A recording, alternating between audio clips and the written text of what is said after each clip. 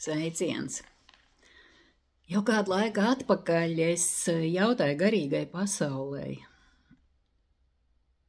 praksi, kas palīdzētu cilvēkiem neutralizēt kaut kādas negatīvas lietas, kas ar viņiem ir notikušas pagātnē, varbūt pat citās dzīvēs.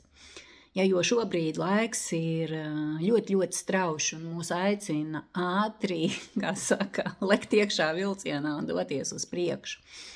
Jo enerģētiskais līmenis uz planētas ļoti strauji nomainās, iespējams, ka esat to pamanījuši. Un tāda prakse atnāca. Viņa atnāca kāds pāris mēnešus atpakaļ. Un es biju ļoti, ļoti pateicīga par to. Jo ar savu jau pieredzi, kur pati jau darbojos no 2000. gada, ar dažādām garīgām praksēm, un jau 12 gadus vada eņģeļu skolu, esmu satikusies gan ar saviem iekšējiem risināmiem jautājumiem, gan arī palīdzējis daudziem cilvēkiem iet šo ceļu. Un tā tad pātrinātā prakse. Tātad to, kas ar mums ir bijis gan iepriekšējās dzīvēs, gan šajā dzīvē, mēs varam risināt un, protams, atrisināt tik, cik varam pēc augstākā dievišķā plāna šajā 2 mēnešu praksē dzīves gaismošana, jeb es atgriežu sev pats savu gaismu.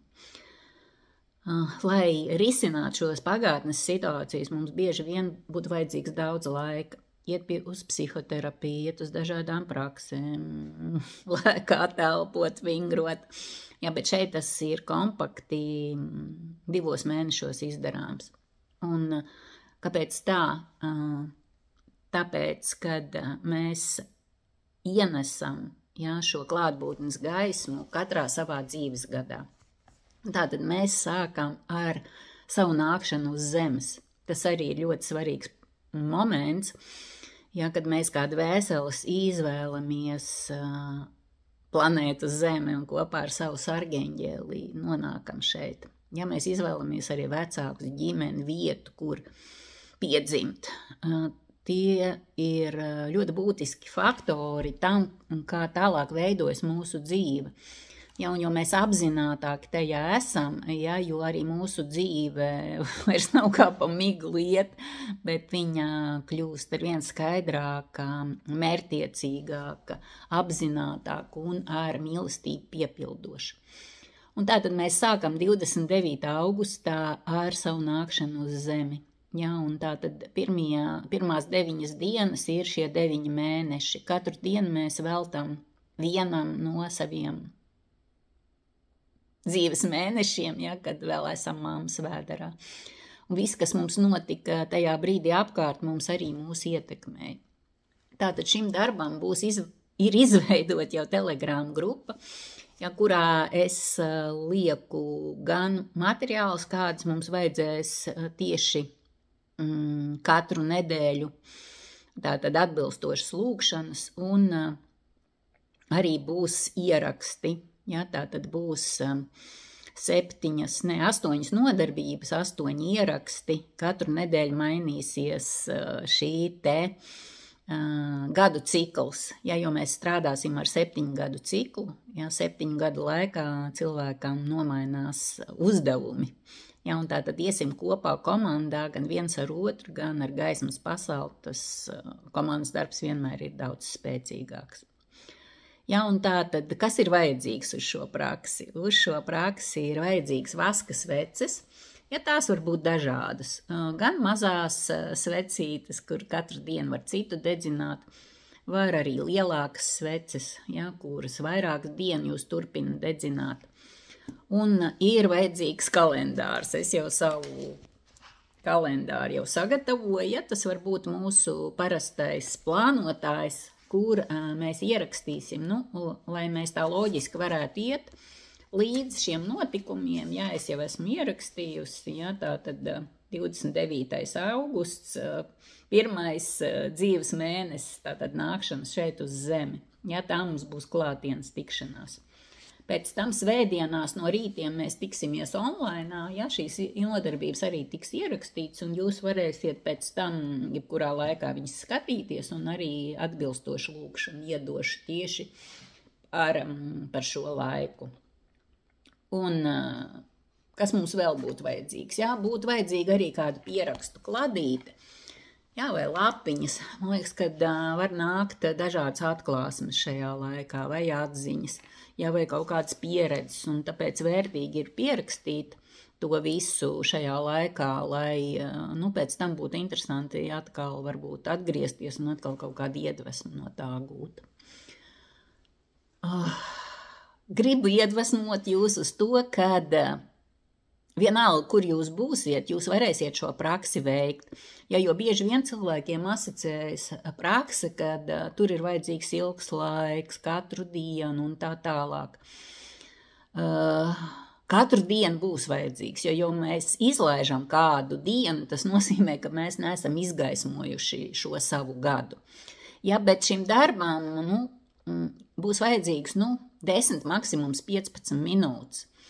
Arī, ja jums nav iespēja aizdegt šo sveci, piemēram, esat kaut kur komandējumā, vai ceļojumā, vai lidmašīnā, vai kādā sesijā, jā, tad jums būs klāt telefons, ja, telefons visu laiku, un arī, ja jums ir zona pieejama, ja, jūs varat ieiet, vienkārši klusumā esot ar sevi vai vienkārši kaut kur noiet maliņā un nolasīt šo lūkšanu. Ja, un galvenais, kas uzdevums ir savienoties ar to savu dzīves gadu. Ja, tātad es esmu klātbūtnē tajā laikā, kad man ir 6. Ja, un tajā dienā jūs no sevis, ja, kopā, protams, ar gaismas komandu, ar eņģeļiem, ar erceņģeļiem, ar Kristus dzīvo gaismu, ar Dievmātu Mariju, protams, un svēto ģimeni, sevišķi tad, kad ir šis bērnības laiks, mēs ienesam viņu vibrācijas. Ja, es stāvu savā 6. dzīves gadā un piepildu to ar savu klātbūtni, ar savu gaismu. Ja, un tā tad arī tie notikumi, ja tur ir bijuši kaut kādi sāpīgi notikumi caur šo klātbūtni, mēs viņus atbrīvojam. Viņi vairs neietekmē mūs tagad un šeit. Ja, jo, ir mūsu apzinātā daļa, bet vēl lielāku mūsu esību veido neapzinātā daļa. Ja, un tā tieši nāk gan no citām dzīvēm, kuras summējās šeit, šajā dzīvē, ja, gan no mūsu atnākšanas pieredzes no šiem 9 mēnešiem, ja, gan no bērnības, no pusauģa gadiem, kad mēs bijām jaunieti, ja, kad veidojām savas pirmās attiecības, dzemdējām bērnus un tā tālāk. Ja, tur ir bijusi kaut kāda, ne tikai traumatiska situācija, ja, bet kaut vai mēs esam tā kā atgājuši no savas dvēseles uzdevumu, no savas dvēseles līnijas, ja, ar to būšanu tagad un šeit, šajā gadā. Ja, un mēs tā kā vienkārši piepildam ar savu klātbūtni šo gadu, kad atceramies vienkārši es tur esmu, ja, un ienesu, ja, tur dzīvo Dieva gaismu, ja, un jūs redzēsiet, kā gan sakārtosies iekšējā pasaule, gan arī ārējie notikumi. Tā kā tiešām esmu pateicīga gaismas pasaulē par šo impulsu, kur viņu atsūtīja šo unikālo, vienlaikus vienkāršo un ļoti dziļo praksi. Es saprotu, ka viņi ir atsūtīti tāpēc, ka ļoti, ļoti daudziem cilvēkiem tas ir vajadzīgs. Tā kā kurš cits, ja nesīšu sev savu gaismu?